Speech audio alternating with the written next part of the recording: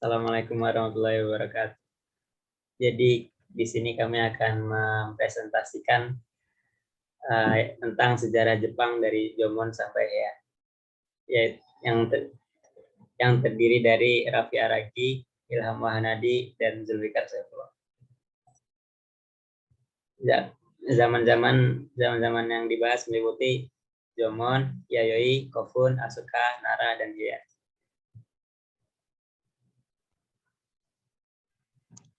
Oke, pertama adalah zaman Jumon. Zaman Jumon merupakan sebutan zaman prasejarah Kepulauan Jepang yang dimulai dari kesudahan zaman Pleistocene hingga zaman Holocene. Bersama dengan zaman batu pertengahan atau zaman batu baru, yang ditandai dengan mulainya digunakan barang-barang tembikar. Okinawa berada pada zaman tumpukan kulit kerang ketika kepulauan Jepang yang lain berada pada zaman Jumon. Aktivitas yang dipekerjakan manusia pada zaman Jumon dalam mencari makan tergantung pada tempat sekitarnya atau tempat tinggalnya. Manusia yang tinggal di daerah yang diberikan kekayaan sumber daya alam biasanya makannya sebagai pemburu dan mengumpulkan jenis tanaman yang bisa dimakan. Manusia pada zaman Jumon mulai mengenal kebudayaan tembikar yang bersifat artistik. Aci kecenderungan kebudayaan Jumon lebih berkembang di Jepang bidang timur sesuai jumlah situs penggalian dan beragam jenis barang tembikar yang sukses ditemukan. Next. Selanjutnya zaman Yayoi. Zaman ini merupakan salah satu zaman dalam pembagian periode sejarah Jepang yang mengacu pada Jepang. Pada zaman ke-8 sebelum Masehi hingga zaman ke-3 Masehi, ciri khas pada barang peninggalannya berupa tembikar gaya zaman Yayoi dan penguasaan teknik penanaman padi di sawah. Barang-barang peninggalan zaman ini pertama kali ditemukan di situs penggalian tumpukan kulit karang di Yayoi-cho, sehingga dinamakan zaman Yayoi. Kebudayaan zaman Yayoi berkembang dari pulau Kyushu sampai sebelah timur pulau Honshu. Sejalan dengan kemajuan dalam bidang pertanian, dikenal perbedaan kelas dan perbedaan gaya miskin yang melahirkan pengelompokan wilayah yang bisa dikatakan sebagai bentuk awal negara yang dikenal dengan sebutan kuni. Perebutan cairan dan tanah untuk memperluas penanaman padi di sawah membutuhkan permukiman penduduk. Wilayah terbentuk sebagai hasil perang antara desa, usaha perluasan wilayah, dan penguasaan daerah menimbulkan perang antara negara-negara kecil yang meluas di seluruh pulau Jepang.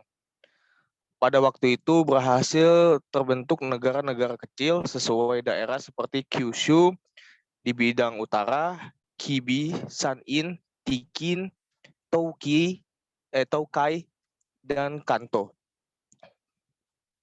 Pertempuran untuk mencari sekutu dan menyatukan wilayah kekuasaan yang terjadi berulang-ulang kali merupakan bagian untuk membentuk negara Jepang pada zaman kuno.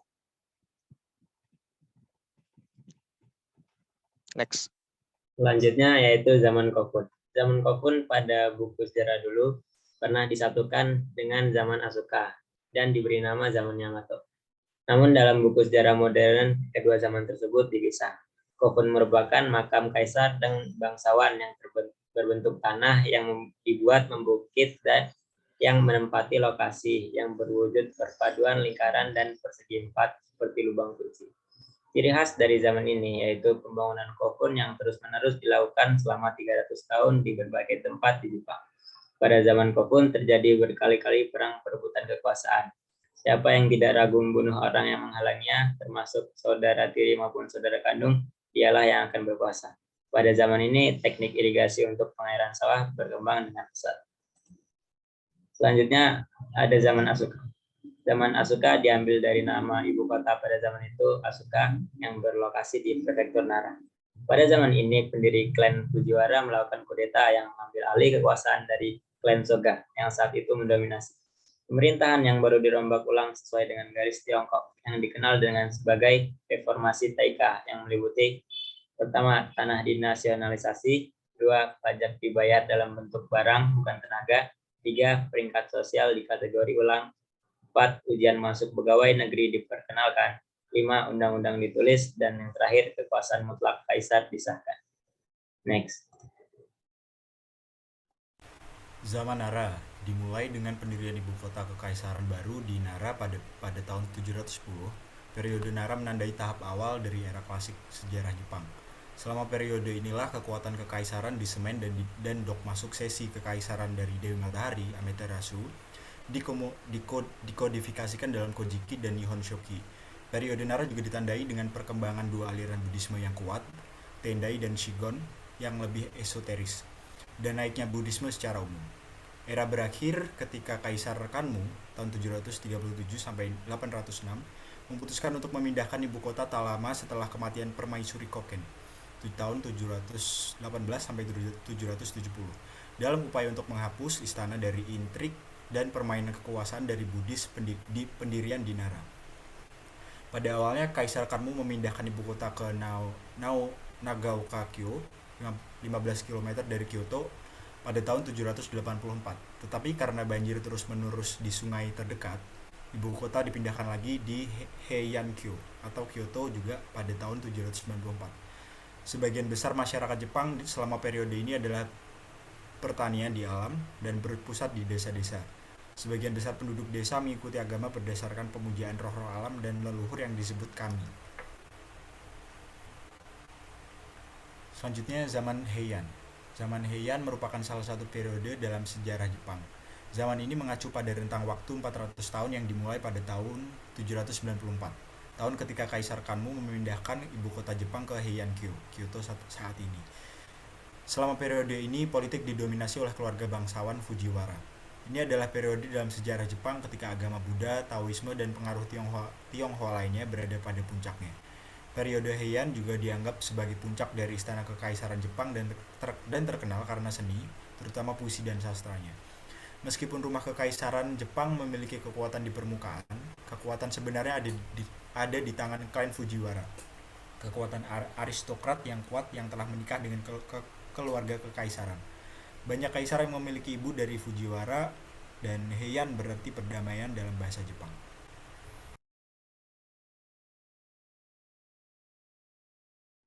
Sekian dari kami.